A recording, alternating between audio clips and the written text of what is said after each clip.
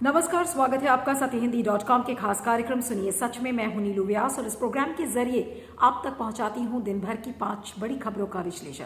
तो चलिए शुरुआत करते हैं आज की हेडलाइन से। सुरक्षा में चूक मामले में पीएम की गाड़ी के नजदीक पहुंचने वाले निकले बीजेपी कार्यकर्ता। सुरक्षा में चूक के मामले में केंद्र ने एससी से कहा, यानी कि सुप्रीम कोर्ट से कहा, यह रेयरेस्ट ऑफ द रेयर घटना है। बीजेपी नेता को ठाकरे की पत्नी को मराठी राबड़ी देवी कहना भारी पड़ा, एफआईआर दर्ज। और नीट पीजी मामले में सुप्रीम कोर्ट ने कहा बरकरार रहेगा ओबीसी और ईडब्ल्यूएस आरक्षण। और भारत में कोरोना की बेलगाम स्पीड, एक दिन में 1 लाख से अधिक केस। चलिए शुरुआत करते हैं हमारी आज की पहली बड़ी खबर से, और वो खबर जुड़ी हुई है पीएम की सुरक्षा में सेंध के मामले से। जिस तरीके से एक भारी चूक देखी गई जब प्रधानमंत्री नरेंद्र मोदी भटिंडा से फिरोजपुर जा रहे थे, वहां पर उनको एक रैली करनी थी, वो वहां नहीं पहुंच सके क्योंकि फ्लाईओवर पर उनका काफिला 15 से 20 मिनट रुका रहा। ये कहा जा रहा था कि वहां पर विरोध प्रदर्शनकारी पहुंचे, लेकिन ये गलती किसकी है, इस पर जाकर पूरा मामला अटक गया है। और अब एक नया वीडियो सामने आया है जिसमें कि ये देखा जा रहा है, उस वीडियो में आप साफ देख सकते हैं कि पीएम की काले रंग की गाड़ी वो खड़ी हुई है और उसके कुछ ही दूरी पर उस गाड़ी के चारों तरफ एसपीजी के अफसर हैं, एसपीजी के अधिकारी हैं, और थोड़ी ही दूर पर बीजेपी के कार्यकर्ता झंडा लेकर वहां पर बीजेपी जिंदाबाद, मोदी जिंदाबाद के नारे लगा रहे हैं। और सबसे बड़ा सवाल ये है कि अगर वो बीजेपी के कार्यकर्ता भी हैं तो बीजेपी के कार्यकर्ता होने के नाते वो इतने करीब कैसे पहुंच गए, और पंजाब पुलिस कहाँ थी, ये एक बड़ा सवाल है। और उस वीडियो में एसपीजी के जवान सारे नजर आ रहे हैं और एक अव्यवस्था जैसे हालात उस वीडियो में देखे जा सकते हैं कि एसपीजी चिंतित खड़ी हुई है, पंजाब पुलिस के लोग हैं वो अपने जेब में हाथ डाले हुए हैं। तो इस तरीके के जो पिक्चर्स सामने आए हैं वो वाकई में चिंता करने को मजबूर करते हैं, क्योंकि पीएम की सुरक्षा का मामला, और अगर पीएम किसी राज्य में जाते हैं, वहां की राज्य की पुलिस अगर उनसे कोऑपरेट नहीं करती तो ये आप सोच सकते हैं। और क्योंकि पंजाब ऐसा राज्य है जो कि बॉर्डर इलाके से जुड़ा हुआ है, बॉर्डर वहां से कुछ ही दूरी पर था फिरोजपुर के रास्ते से, तो आप अपने जो पड़ोसी देश हैं वो उनसे खतरा है। और एक ऐसा पंजाब राज्य है जहां पर अक्सर पाकिस्तान से ड्रोन्स भेजे जाते हैं। तो अगर प्रधानमंत्री नरेंद्र मोदी की गाड़ी पर कोई हमला कर देता या उनकी जान को कुछ हो जाता तो आप ये सोच सकते हैं कि लेने के देने हो जाते। लेकिन आज सवाल यही है कि इसमें चूक किसकी है। प्रधानमंत्री नरेंद्र मोदी कि अगर काफिले के आसपास बीजेपी के कार्यकर्ता हैं तो क्या बीजेपी के कार्यकर्ताओं को ये पता था कि पीएम का जो काफिला है वो वहां से गुजर रहा है। दूसरा सवाल ये है कि एसपीजी के ही लोग बीजेपी के कार्यकर्ताओं को क्यों मना नहीं कर रहे हैं कि आप यहां पर कैसे हैं। इसके लिए क्या एसपीजी को कटघरे में खड़ा किया जाएगा?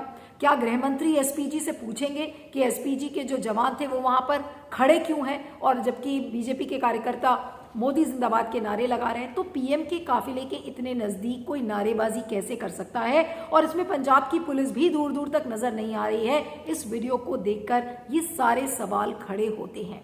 अब किसको कटघरे में खड़ा किया जाएगा, किसके साथ कार्रवाई होगी, ये एक जांच का विषय बन चुका है। इस पर फीडबैक दीजिएगा, मैं आगे चलती हूँ। दूसरी खबर भी प्रधानमंत्री की सुरक्षा में चूक के मामले पर है। आज सुप्रीम कोर्ट में इसको लेकर सुनवाई थी, और आपको ध्यान दिला दें कि मनिंदर सिंह नाम के एक याचिकाकर्ता ने याचिका दायर की थी सुप्रीम कोर्ट में कि इस तरीके से पीएम की सुरक्षा में चूक नहीं हो सकती है, और इसको राज्य सरकार नहीं बल्कि केंद्र सरकार इसकी जांच करे, और इसकी जांच की जो जिम्मेदारी है वो नेशनल इन्वेस्टिगेटिंग एजेंसी को दी जाए। तो आज सुप्रीम कोर्ट में इसको लेकर सुनवाई हुई और सुप्रीम कोर्ट ने कहा कि जो पंजाब हरियाणा हाई कोर्ट के जो रजिस्ट्रार जनरल हैं वो अपने साथ पीएम के काफिले का जो रूट था, उनका जो पूरा प्रोग्राम था, उससे जुड़े हुए जितने भी डॉक्यूमेंट्स हैं उनको सुरक्षित रखें रजिस्ट्रार जनरल। और इस मामले में एनआईए और डीजीपी चंडीगढ़, इनको कहा गया है कि रजिस्ट्रार जनरल की वो मदद करें इस सब में। और अगर आप बहस के दौरान देखें तो दोनों केंद्र सरकार और राज्य सरकार के जो वकील थे उन्होंने जांच पर आपत्ति जताई है, और एनआईए तो शामिल इसमें हो ही गया है, लेकिन साथ में सुप्रीम कोर्ट ने यह भी कहा है कि दोनों जो राज्य सरकार थी उसने अपनी 3 मेंबर की एक कमेटी गठित की थी, राज्य सरकार ने अपनी कमेटी गठित की थी, जिसकी रिपोर्ट आज चन्नी सरकार ने ऑलरेडी गृह मंत्रालय को दे दिया। लेकिन सुप्रीम कोर्ट ने यह कहा है कि अगली सुनवाई सोमवार को है और जब तक ये सुनवाई और जांच आगे नहीं बढ़ती तब तक न राज्य सरकार न केंद्र सरकार किसी भी अधिकारी के खिलाफ कोई कार्रवाई नहीं करेगा। और आपको बता दें कि मनिंदर सिंह ने यह भी ये कहा, जो याचिकाकर्ता थे, कि ये लॉ एंड ऑर्डर का मामला नहीं है, ये एसपीजी एक्ट का मामला है और इसमें पीएम भी चाहें तो वो अपनी सुरक्षा को हटा नहीं सकते हैं।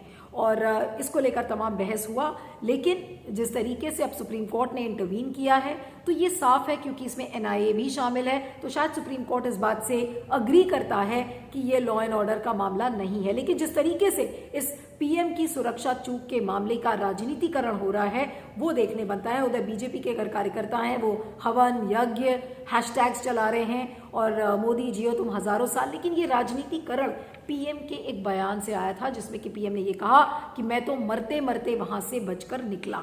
तो अगर ये बयान, पीएम के बयान से ये राजनीतिकरण शुरू हुआ, जहां पर तमाम जो कैबिनेट के मंत्री हैं उन्होंने प्रेस कॉन्फ्रेंसेस की, ये कहा कि ऐसा पहले कभी नहीं देखा गया, तो ये इसका जमकर राजनीतिकरण हो रहा है। अब देखना ये होगा कि जब सोमवार को सुप्रीम कोर्ट में सुनवाई पूरी होती है तो इसमें क्या कुछ जांच कर निकल कर आता है। लेकिन सवाल ये उठता है कि पीएम की सुरक्षा में चूक हुई है, इसमें कोई दो राय नहीं है, लेकिन इसमें क्या सिर्फ पंजाब पुलिस को कटघरे में खड़ा किया जाएगा जैसा कि बीजेपी कह रही है, या फिर एसपीजी के ऊपर भी उंगलियां उठती हैं? क्योंकि अगर एसपीजी के जवान वहां खड़े हैं, एसपीजी के पास इस बात की कोई जानकारी नहीं है, तो आज एसपीजी पर ही सवाल खड़े होते हैं। और ऐसा नहीं कि सिर्फ पंजाब पुलिस को ही इसमें दोषी ठहराया जाएगा। तो क्या गृह मंत्री अमित शाह अपनी एसपीजी से पूछेंगे, सवाल करेंगे? इंटेलिजेंस को इसमें क्या कटघरे में नहीं खड़ा किया जाएगा कि इंटेलिजेंस कहाँ थी और उसने इनपुट्स अपनी क्यों नहीं दी? तो ये सारे बड़े सवाल हैं, लेकिन बहरहाल ये देश की एक बड़ी बहस का मुद्दा बन गया है एक ऐसे समय में जब पंजाब में चुनाव सिर पर हैं। और बार बार चन्नी सरकार को बीजेपी यही कहेगी कि देखिए आप लॉ एंड ऑर्डर नहीं संभाल सकते, आप क्या राष्ट्रपति शासन लगाने की एक तैयारी हो रही है, लोकतंत्र को वहां पर खत्म करने की तैयारी हो रही है इस वाक्य से? ये सारे बड़े सवाल हैं जिस पर आप ध्यान दीजिएगा, फीडबैक भी दीजिएगा। मैं आगे चलती हूँ। तीसरी खबर में बात करते हैं महाराष्ट्र के मुख्यमंत्री उद्धव ठाकरे की पत्नी रश्मि ठाकरे के बारे में, जिसमें कि आज बीजेपी के नेता जिनका नाम है नितिन गजारिया, तो उन्होंने कहा कि जो रश्मि ठाकरे हैं उनके लिए कहा कि ये मराठी राबड़ी देवी हैं। और उनका ये कहना ट्विटर पर इसको लेकर काफ़ी बहस छिड़ गई और नितिन गजारिया को मुंबई पुलिस ने पूछताछ के लिए बुलाया और उनके खिलाफ अब मामला दर्ज हो गया है। और उनको ये कहा गया था कि जो साइबर पुलिस है उसके सामने वो पेश हो, अगर नहीं पेश होते तो नितिन गजारिया को इसको लेकर गिरफ्तारी भी की जाएगी। लेकिन इधर बीच इसको लेकर राजनीति काफ़ी गर्मा गई है। जो बीजेपी के नेता है राम कदम, तो उन्होंने कहा कि ये तो अभिव्यक्ति की आज़ादी का मामला है और ये तो अभिव्यक्ति की आज़ादी छीनने का आरोप लगाया जा रहा है और पुलिस का दुरुपयोग किया गया है। वही राम कदम जी ने ये कहा कि जब हेमा मालिनी के बारे में अभद्र टिप्पणी कोई नेता करता है तो अगर उसके खिलाफ कोई कार्रवाई नहीं होती है, और यहाँ पर अगर नितिन गजारिया ने ये बात कह दी तो फिर नितिन गजारिया के खिलाफ इस तरीके का मामला दर्ज होता है।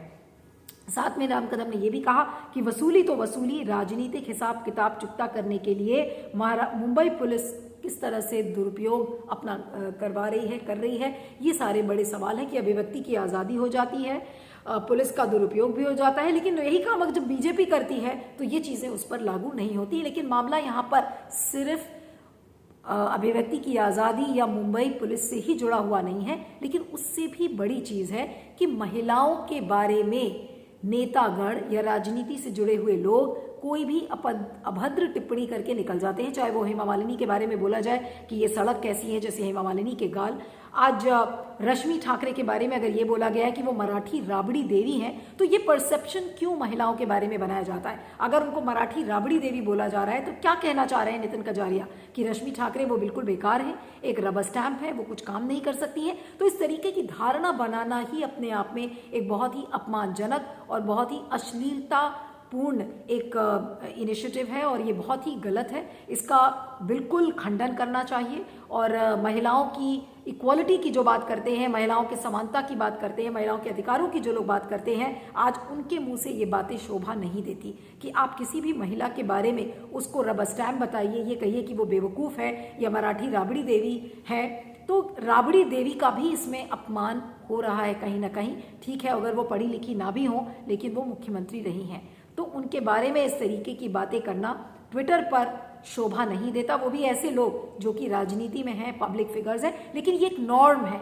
और इस पर सोचने वाली बात है कि महिलाओं को स्केपगोट आसानी से कितना बनाया जाता है। अगर वो किसी पद पर हो या फिर वो राजनेता की पत्नी हो, उनके बारे में कोई भी कुछ भी कह के निकल जाता है और फिर वहां पर उनकी गरिमा का कोई भी ख्याल नहीं रखता। क्यों? क्योंकि एक नैरेटिव बन गया है कि एक महिला के बारे में कुछ भी आप कह सकते हैं। और ये कहना तो बहुत ही आसान है कि वो मराठी राबड़ी देवी है, वो एक रबर स्टैम्प है, उसके पास बुद्धि नहीं है, वो राजनीति नहीं कर सकती। तो ये सब कहना कितना आसान है, इस पर फीडबैक दीजिएगा। मैं आगे चलती हूँ। अगली खबर हमारी जुड़ी हुई है ओबीसी आरक्षण और ईडब्ल्यूएस के आरक्षण से जुड़ी हुई। अभी आपने हाल में देखा था कि रेजिडेंट डॉक्टर्स ने किस तरीके से हड़ताल किया था, क्योंकि पीजी जो नीट और पीजी काउंसलिंग में देरी हो रही थी, तमाम रेजिडेंट डॉक्टर्स को प्रवेश नहीं मिल रहा था, उसको लेकर जमकर विरोध प्रदर्शन भी हुआ। तो आज डॉक्टर्स को कहीं ना कहीं राहत मिली है। जो रेजिडेंट डॉक्टर्स हैं उनके लिए एक बड़ी राहत है, क्योंकि अदालत ने ये कहा है कि जो ओबीसी आरक्षण है 27% का, जिसपे कि केंद्र सरकार ने निर्णय लिया था और सुप्रीम कोर्ट ने कहा था कि 27% आरक्षण होना चाहिए, वो चीज बरकरार है। और ईडब्ल्यूएस कोटा यानी कि इकोनॉमिकली वीकर सेक्शन को 10% का जो आरक्षण था वो भी बरकरार रहेगा। यानी कि अब इससे क्या क्या फायदे हो रहे हैं? पहली बात तो ये कि ओबीसी आरक्षण को अदालत ने सही ठहरा दिया। दूसरा ये कि जो काउंसलिंग इतने दिनों से अटकी हुई थी, महीनों से अटकी हुई थी, वो अब तत्काल शुरू हो जाएगी। तीसरी बात यह है कि जो 8 लाख की आय का जो पैमाना है वो भी बरकरार रखा गया है। लेकिन ये कैसे उस डिसीजन पर अराइव किया गया है, इसको लेकर 2 महीने बाद सुनवाई होगी और उसमें सुप्रीम कोर्ट इसके बारे में जानकारी देगा। लेकिन फिलहाल हजारों जो कैंडिडेट्स थे उनके लिए एक बड़ी राहत है। और 8 लाख का जो पैमाना जो आय का था उसको लेकर मार्च में इस चीज को लेकर बहस होगी कि कैसे हमने ये 8 लाख की आय का पैमाना तय किया है, उसको लेकर भी पर्दा हटेगा। लेकिन फिलहाल जो रेजिडेंट डॉक्टर्स हैं उनके लिए एक बड़ी राहत है और अब उनकी काउंसलिंग जल्द ही शुरू हो जाएगी, जो इतने दिनों से अटकी हुई थी। इस पर फीडबैक दीजिएगा। मैं आगे चलती हूँ। खबर हमारी कोरोना संकट से जुड़ी हुई है। कोरोना का जो संकट है वो लगातार गहराता जा रहा है, क्योंकि बहुत तेजी से कोरोना का संक्रमण फैल रहा है। पिछले 24 घंटे में 1,17,000 नए केसेस सामने आए हैं।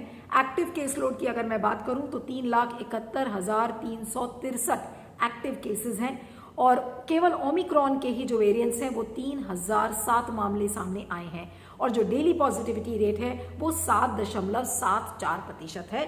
तो आप ये सोच सकते हैं कि कितनी तेजी से ये संक्रमण फैल रहा है। लेकिन चुनावी रैलीज पर अभी केवल अखिलेश यादव ने और कांग्रेस ने ही रोक लगाई है। क्या बीजेपी अपने कार्यक्रमों को रद्द करेगी? क्या हम लॉकडाउन की तरफ बढ़ रहे हैं? और इस तेजी से फैलने वाले संक्रमण का तोड़ क्या है? जो हमारा वैक्सीनेशन है, जो टीकाकरण का जो रेट है, जो स्केल है, वो अभी भी धीमी गति से चल रहा है। हम उसको कैसे तेजी इसमें लाएंगे? दूसरी बात जो टेस्टिंग को लेकर है कि टेस्टिंग हम कैसे बढ़ाएं ताकि घर बैठे बैठे ही लोग अपनी टेस्टिंग कर लें, संक्रमण से बचे, सेल्फ आइसोलेट करें। तो ये सारे सतर्कता और सावधानी वाले जितने कदम हैं वो इस समय उठाने की जरूरत है। लेकिन फिलहाल ओमिक्रॉन का जो संकट है सिर्फ भारत में ही नहीं बल्कि पूरे विश्व में फैल रहा है। उधर अमेरिका नए रिकॉर्ड्स तोड़ रहा है, 10 लाख से ज्यादा के डेली केसेस वहां सामने आ रहे हैं। तो इस समय बहुत सतर्क और सावधान रहने की जरूरत है। सुनिए सच की 5 बड़ी खबरों में इतना ही। आप मुझे ट्विटर पर फॉलो कर सकते हैं। मेरा ट्विटर हैंडल है @नीलू317। आप देखते रहिएगा सुनिए सच और बने रहिएगा सत्य हिंदी पर। Thank you so much. सत्य हिंदी का ऐप डाउनलोड करें गूगल प्ले स्टोर पर।